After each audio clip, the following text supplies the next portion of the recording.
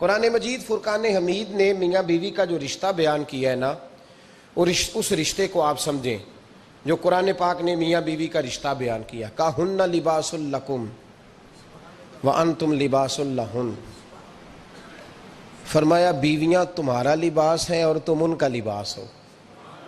وہ تمہارا لباس ہے اور تم، اللہ اکبر، کیسا خوبصورت لفظ قرآن پاک نے، ہن لباس لکم وانتم لباس لہن، فرمایا وہ تمہارا لباس ہے اور تم، سمجھ آ رہی ہے نا جی بات کی، وہ تمہارا لباس ہے اور تم ان کا لباس ہو۔ تین خوبیاں تو ہر لباس میں ہوتی ہیں، تین چیزوں کے لیے لباس پہنا جاتا ہے، تین چیزیں، تین قسم کی آسائشیں لباس میں پائی جاتی ہیں، اس پر تو تمام مفسرین کا اتفاق ہے۔ سب سے پہلی چیز، لباس جو ہوتا ہے وہ بندے کو گرمی اور سردی سے بچاتا ہے۔ سخت سردی میں لباس لے لیں تو بندہ سردی سے بچ جاتا ہے۔ اس کا مطلب یہ ہوا کہ میاں بیوی ایک دوسرے کا لباس ہیں۔ اگر بیوی کی طرف کوئی تکلیف آتی ہے تو میاں اس کو بچاتا ہے، اور اگر میاں کی طرف کوئی تکلیف آتی ہے تو عورت اس کو بچاتی ہے۔ میاں بیوی ایک دوسرے کا لباس ہے۔ لباس کیا کرتا ہے؟ لباس آدمی کے عیب چھپاتا ہے، اس کے وجود پر کتنے دھبے ہیں، کتنے نشان ہیں، وہ سارے چھپا لیتا ہے لباس۔ میاں بیوی ایک دوسرے کے عیب چھپانے والے ہوتے ہیں، عیب بتانے والے، رونا رونے والے نہیں ہوتے کہ بی بی جب بھی میکے گئی اس نے جا کے رونا شروع کر دیا، اتنی میں تانگو دوسرا ہے ہی کوئی نہیں۔ اور خامد صاحب جب بھی ملے انہوں نے ایک ہی راگ الاپنا شروع کر دیا کہ میری کیا بات تھی، مجھے مل کیا گیا ہے، میں کیا تھا، میرے ساتھ ہوا کیا ہے۔ تو لباس ہیں، ایک دوسرے کا عیب چھپائیں گے، بولیے ایک دوسرے کا عیب چھپائیں گے، ایک دوسرے کی غلطیوں کی پردہ پوشی کریں گے۔ اور تیسرا لباس کا کیا مقصد ہوتا ہے؟ لباس شخصیت کا آئینہ دار ہوتا ہے۔ لباس آدمی کی اچھی اور خوبصورت طبیعت کا حصہ ہوتا ہے۔ جو لباس ہوتا ہے وہ انسان کو زینت بخشتا ہے، خوبصورت کر دیتا ہے۔ داڑھی والا آدمی ننگے سر پھرے تو خوبصورت نہیں لگتا، ٹوپی پہن لے تو بڑا پیارا لگتا ہے، ٹوپی پہنے تو بڑا، اور اگر امامہ باندھ لے تو نور نالا نور ہونا شروع ہو جاتا ہے۔ اللہ کرے آپ خوش ہو جائیں، آمین تو کہہ دیں، اور اللہ کرے فجر کی نماز آپ امامہ باندھ کے پڑھ لیں، آمین تو کہیں۔ چلو کونی جنہ دی داڑھی نہیں انہوں نے رکھنی چاہیے دیئے، جنہ دی نہیں ہونا نو موضوع نہیں تھا، پر ہماری بھی مجبوری ہے، داڑھی آئی جاتی ہے ہر موضوع میں شامل ہو جاتی، رکھنی چاہیے۔ سب یاد رکھیں لباس آدمی کو زینت دیتا ہے۔ قرآن مجید کے لفظوں پہ غور کرو، اگر تو شادی کے بعد بیوی کے آنے کی وجہ سے خامد کو سکون نہیں ملا تو اس کا مطلب ہے اس نے گھر کو زینت نہیں دی، اور اگر شادی کے بعد اس بچی کو تحفظ نہیں ملا، اس کو اپنے گھر کے اندر سکون نہیں ملا، تو اس کا مطلب ہے خامد نے اسے زینت، اس لباس نے زینت نہیں دی۔ میاں بیوی ایک دوسرے کا لباس ہے۔ اس مقدس رشتے کو اسلام نے باندھا، اور لباس کہہ کے باندھا۔ میرے رسول کریم علیہ السلام نے پہلے تو خارجی لوگوں کو منع کیا ہے۔ میری ذاتی رائے یہ ہے کہ میاں بیوی کی ذاتی لڑائی کوئی بھی نہیں ہوتی، ذاتی لڑائی، میری باتوں کی سمجھ تو آ رہی ہے نا آپ دوستوں؟ کوئی نہیں آ رہی؟ اللہ جزا دے آپ۔ میاں بیوی کی ذاتی لڑائی کوئی نہیں ہوتی۔ ہوتا پتہ کیا ہے؟ لڑکے سے پوچھیں کہ بتائیں جناب کیا حال ہے، تو کہتے ہیں بیوی میری صحیح ہے، اس کے گھر والے نہیں صحیح۔ سنا ہے آپ نے بھی کبھی یہ لفظ؟ تو اسی طریقے سے اگر لڑکی سے پوچھیں کہ تیرا کیا حال ہے، تو کہتی ہے خامن تو میرا دھیان رکھتا ہے، اس کی اماں نہیں خیال رکھنے دیتی۔ تو لڑائی جو ہوتی ہے وہ تیسرے آدمی کی وجہ سے ہوتی ہے۔ تیری اماں آئی تھی تو اس طرح کہہ گئی، تو تیرا بھائی آ گیا تھا تو وہ یہ کہہ گیا، تیسرے فرد کی وجہ سے۔ میرے نبی کریم علیہ السلام نے تیسرے بندے کو سمجھایا ہے، تیسرے فرد کو حضور نے سمجھایا ہے۔ نبی پاک علیہ السلام نے فرمایا خبردار، ماں، بھائی، بیٹا، باپ سارے لحاظ کریں، بسنے دیں میاں بیوی کو۔ اگر شادی کر دیا تو ان کو سکون سے رہنے دو۔ تم دو جملے کہہ کے چلے گئے، کوئی عیب نکال کے جو چھپا ہوا تھا خامن کی نظر میں وہ نکال کے بتا دیا کہ تیری بیوی یہ کام بھی کرتی ہے، اب تم تو ہٹ گئے وہ بات کہہ کے، اب انہوں نے اکٹھے رہنا ہے، ان کی زندگی مصیبت کا شکار ہو گئی۔ آزمائش میں آ گئے وہ دونوں، ساری زندگی کڑتے رہے، ایک عیب نکال کے لڑکی کے گھر والے لڑکے کا اسے بتا کے چلے گئے تیرے خامد میں یہ عیب پایا جاتا ہے، وہ ساری زندگی کڑتے رہیں گے، تکلیف میں رہیں گے، انہوں نے تو اکٹھے رہنا ہے۔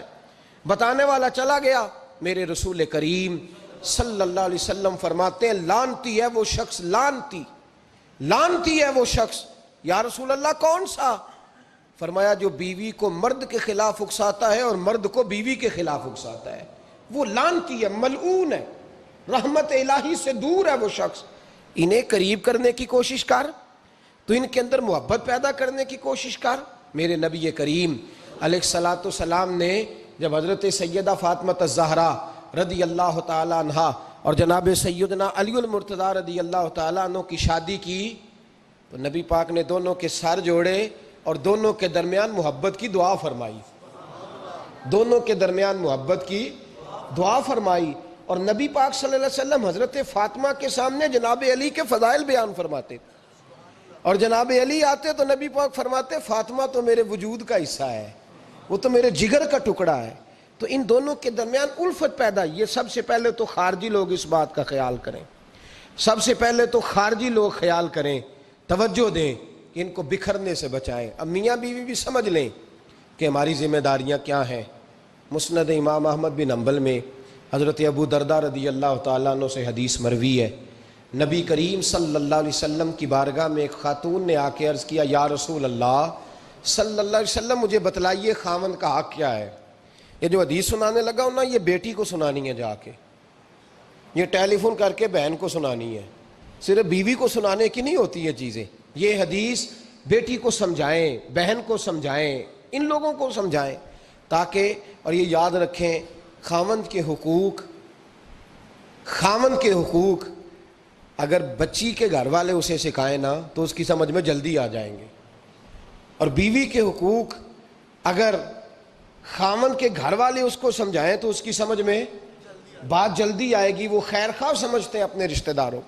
یہ والی حدیثیں ان لوگوں کو سنانی چاہیے جن لوگوں کا بچہ ہے یا بچی ہے، متعلقہ آدمی حقوق بیان کرے۔ جب متبادل چیز کسی کے سامنے آتی ہے تو وہ کئی دفعہ سمجھتے ہیں کہ خلوص اس میں پورا نہیں پایا جاتا۔ حضرت ابو درداء رضی اللہ تعالیٰ عنہ فرماتے ہیں ایک خاتون حضور کی بارگاہ میں آئی، عرض کرنے لگی یا رسول اللہ صلی اللہ علیہ وسلم میں نکاح کرنا چاہتی ہوں، شادی کرنا چاہتی ہوں، مجھے بتلائیے خاوند کا حق کیا ہے، اگر تو میں ادا کر سکتی ہوں تو میں نکاح کروں ورنہ میں اس کام سے بچوں۔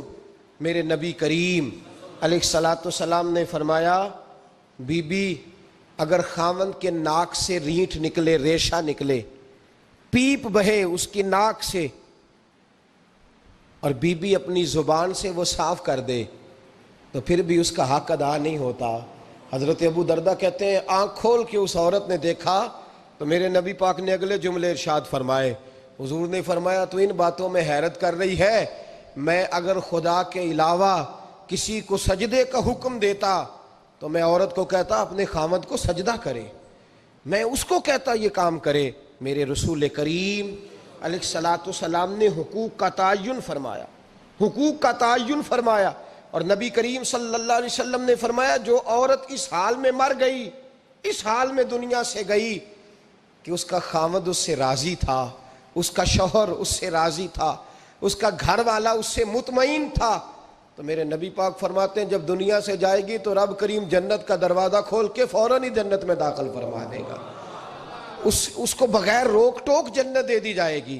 شرط یہ ہے کہ وہ جب دنیا سے جائے تو اس حال میں جائے کہ اس کا خاوند اس سے شکوے نہ کرتی پھرے، شکایتیں نہ کرتی پھرے، شکایتیں نہ کرے۔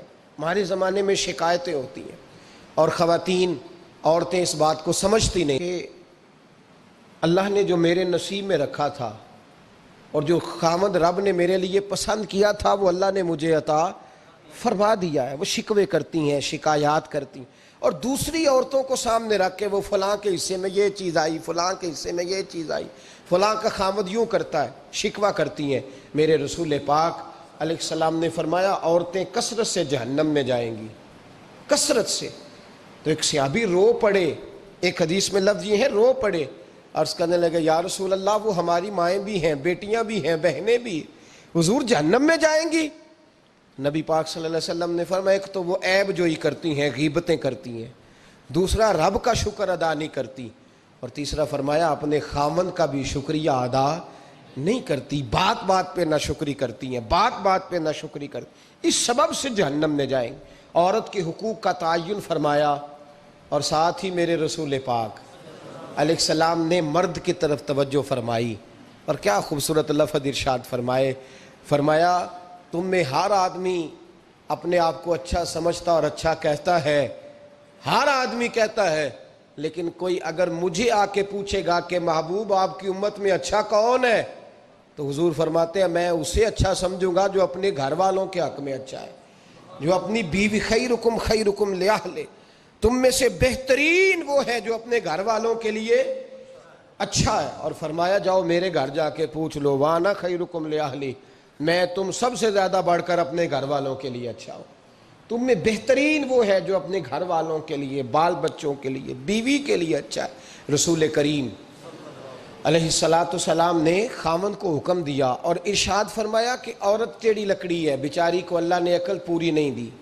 ایک بچہ چھوٹا ہوتا ہے، ہمیں پتہ ہوتا ہے کہ اس کا شعور پورا نہیں، اگر کوئی غلطی کرے تو کیا اسے نکال دیا جاتا ہے گھر سے؟ بولے، چھوٹا بچہ ہے، وہ کئی دفعہ بڑا نقصان کر دیتا ہے، آپ کیا کہتے ہیں؟ اسے مارتے ہیں، کلاڑی لے آتے ہیں اس کے لیے؟ اس طرح کرنا چاہیے، اس کے ابے کو بلا لینا چاہیے، بےزتی کرنی چاہیے پنچایت میں بٹھا کے کہ یہ غلطی کی ہے تیرے بچے نے۔ بھائی دادا یہ کام کرتا ہے؟ بولے نا، کیوں نہیں کرتا؟ وہ کہتا ہے ہمارا بچہ نہ سمجھ ہے، اپنا پوتا ہے، ہمارا اپنا ہے، اگر ہم اس کا باہر نکالیں گے تو بڑا کام غلط ہو جائے۔ لیکن وہی ابا جی جب بہو کوئی غلطی کر بیٹھتی ہے تو پنچایت بلاتے ہیں، لوگوں کے سامنے معاذ اللہ تعالیٰ بڑی کڑوی کسیلی باتیں کرتے ہیں، ایسی باتیں کرتے ہیں کہ جو ان کی بیٹی کے بارے میں کہی جائے تو وہ کبھی پسند نہ کریں، اتنے سخت جملے کہے جاتے ہیں، بیٹی والے کو رسوا کیا جاتا ہے۔ میرے نبی کریم علیہ السلام نے فرمایا یہ ٹیڑھی لکڑی ہے، بیچاری کو اللہ تبارک و تعالیٰ نے اپنی حکمت کے تحت عقل عادی عطا فرمائی ہے، تم اگر چاہو گے سیدھی کرنا تو یہ ٹوٹ جائے گی، سیدھی نہیں ہوگی۔ حضور کیا کریں؟ فرمایا اس کے ساتھ گزارا کرو، اللہ تمہیں اجر عطا فرمائے گا، اس کے ساتھ وقت گزارو، اللہ تمہیں اس کا، یہ ذہن بنانا چاہیے خاوند کو کہ یہ، اور خاوند کی ذمہ داری ہے۔ اعلیٰ حضرت رحمۃ اللہ علیہ نے فتاوی رضویہ کی 24ویں جلد میں بالتفصیل لکھا ہے، آپ فرماتے ہیں خاوند کی ذمہ داری ہے عورت کو کپڑا فراہم کرنا، روٹی فراہم کرنا، رہنے کے لیے گھر دینا، نان نفقے کا خیال کرنا، اور آپ فرماتے ہیں اگر وہ مطالبہ کرے تو ہفتے میں ایک دن اس کے ماں باپ سے ملانے بھی لے جا سکتا ہے، ہفتے میں، جی کوئی نہیں بول دے تسی، ہفتے نہیں، یہ نہیں صحیح لفظ، ہر ہفتے اے سوکھ ہے، کدوں ملان کھڑنا ہے؟ پاویں نہ بولو، گل جڑی سچی ہو تے سچی ہے، ملان کدوں لے جانا ہے؟ اچھا اپنی اماں نو روز ملتا ہے سویرے شام، تے وہ کہندی مینوں بھی اماں نو ملا لیا، تے کہندا روز نہیں جائیدا، تے تم بھی نہ ملا اپنی اماں نو روز بھائی۔ لیکن ہاں اعلیٰ حضرت فرماتے ہیں ہفتے میں ایک دفعہ ماں باپ سے، بولے، بیٹی کا پیار ماں باپ سے زیادہ ہوتا ہے کہ بیٹے کا؟ لو تو سارے نو پتا ہے، یعنی تسی گھٹ کر دے ہو نا، تاں بیٹی دا نام لیا جے، صحیح بات کر رہا ہوں؟ تو جس کا پیار زیادہ ہے اس کو روک دیا، کہتے نہیں روز نہیں جائیدا، سال بعد جائیں، بلکہ ان تے اللہ خیر کرے، اللہ پاک فضل کرے، داماد صاحب کی عزت ہی نہیں نہ ہوتی، اس کو آنکھوں پہ بھی اٹھائے تو کہتے تیرے گھر دے میری عزت نہیں کر دے، پتہ نہیں ہن تو عزت بھائیا کیڑی شے دا نام رکھیا ہے، وہ کیڑی ہے جڑی تینوں چاہیے ہے، اللہ ہی بہتر جانتا ہے۔ عزت نہیں کرتے تو لہذا میرا پروٹوکول نہیں، پھول لے کے کھڑے نہیں ہوتے گلی میں، وہ باہر نہیں نکلتے، وہ اشتہار نہیں چھاپتے کہ داماد صاحب آ رہے ہیں، اور ویسے بھی میں کہاں جاؤں، مطلب یہ کہ چپس بھی نہیں ہے، انہوں نے سنگ مرمر بھی نہیں لگوایا ہوا، تو میں کیسے جاؤں، میری شان کے خلاف۔ اعلیٰ حضرت فرماتے ہیں ہر ہفتے وہ بیٹی جو ہے، تو بیٹیاں بیٹیاں ہوتی ہیں، اور یہ تو اس دن پتہ چلتا ہے نا جب اپنی بیٹی بندہ ڈولی میں ڈالتا ہے، پھر پتہ چلتا ہے کہ دل کرتا ہے ہر ہفتے اس کو ملنے کو، دل کرتا ہے کہ وہ آئے، چہرہ دکھائے، ایک دفعہ مل جائے، ہر ہفتے اس کو ملوانے لے کے جائے، اس کی غلطیاں معاف کرے، اس کے عیبوں پہ پردہ ڈالے، اس کی کوتاہیوں کا خیال کرے، اس سے درگزر کرے، میرے نبی کریم صلی اللہ علیہ وسلم نے فرمایا میں اپنی امت کو حکم دیتا ہوں کہ اپنی بیوی سے بغض نہ پالنا، بغض نہ پیدا کرنا، کوئی غلطی کرے تو بغض نہ پیدا کرنا، بغض نہ رکھ لینا سینے میں کہ تو ہے ہی ایسی، تو ہے ہی، بغض نہ پالنا۔ اور کیا خوبصورت لفظ ہیں حضرت خدیجہ الکبریٰ کے سرتاج کے، اور کیا لفظ ہیں جناب سیدہ آمنہ کے لال کے۔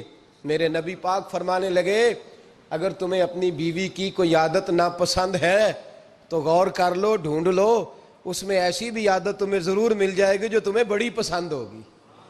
ڈھونڈ لو، غور کر لو، مل جائے گی، کوئی ایسی بھی مل جائے گی جو تمہیں بڑی پسند ہوگی، وہ بھی تمہیں مل جائے گی۔ ڈھونڈو تو صحیح، تلاش تو کرو، بغض کی اینک نہ لگانا، بغض کی اینک لگا کے دیکھو گے تو کچھ نہیں ملے گا۔ نبی رحمت سید عالم صلی اللہ علیہ وسلم، پہلی بات یہ ہے کہ اللہ کے حبیب نے تعین فرمایا، اور پھر عملی طور پر حضور نے وہ چیزیں کر کے دکھائیں